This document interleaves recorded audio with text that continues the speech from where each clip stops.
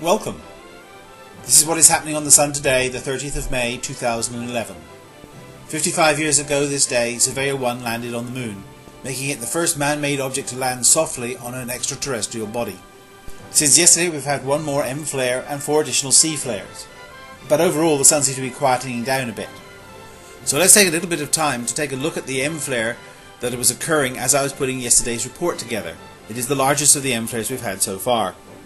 This is a movie from the SDO AIA instrument showing the 1 million degree corona during the time of the flare. Rather spectacular, don't you think? So let's take a look at the sunspots and see what's been going on there.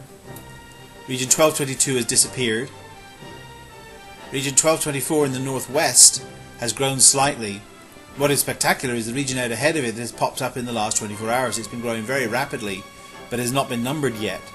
However, of course, it's going to be going over the west limb in the next day or so we probably won't see very much activity from it. Region 1225 remains a single large spot. Region 1226 and the newly numbered Region 1227 in the southeast have been the source of most of the activity we've seen in the last 24 hours. Region 1228 is the newly numbered large spot on the northeast limb, and the region that I pointed out yesterday that lies between Region 1225 and 1228 has shown significant signs of growth, but is still not as yet numbered.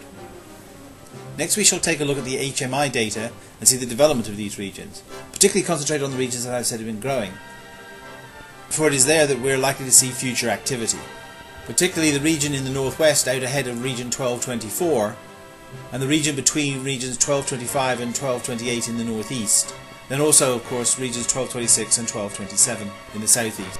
Taking a look at the transition region and corona using the AIA instrument on SDO, I'd like you to focus on the same 3 growing areas and see how they develop over this 48-hour period movie.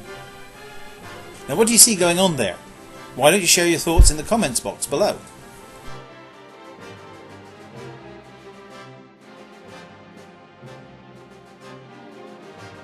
We've had 2 spectacular coronal mass ejections off the east limb.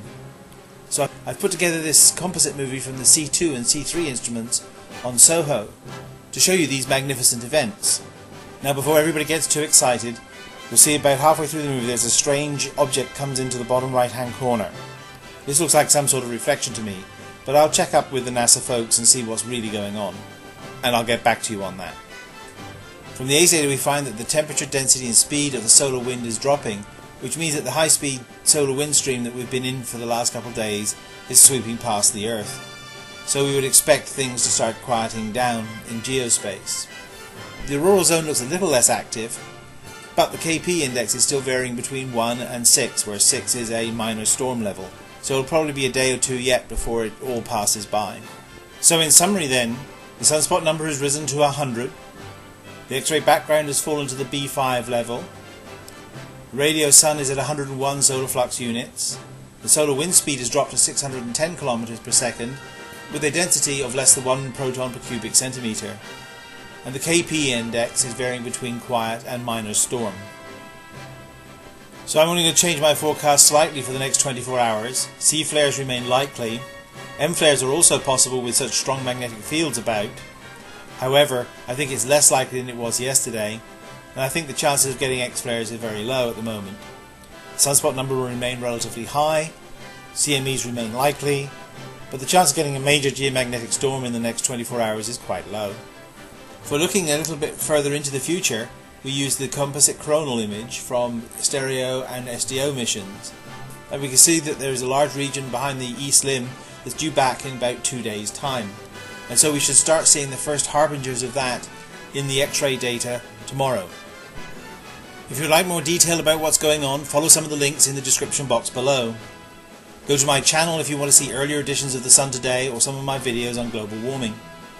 The beautiful images of the aurora shown here in the background are from spaceweather.com, and they have had some particularly beautiful images over the last couple of days. So if you like auroral images, I suggest you drop in there and see what's going on.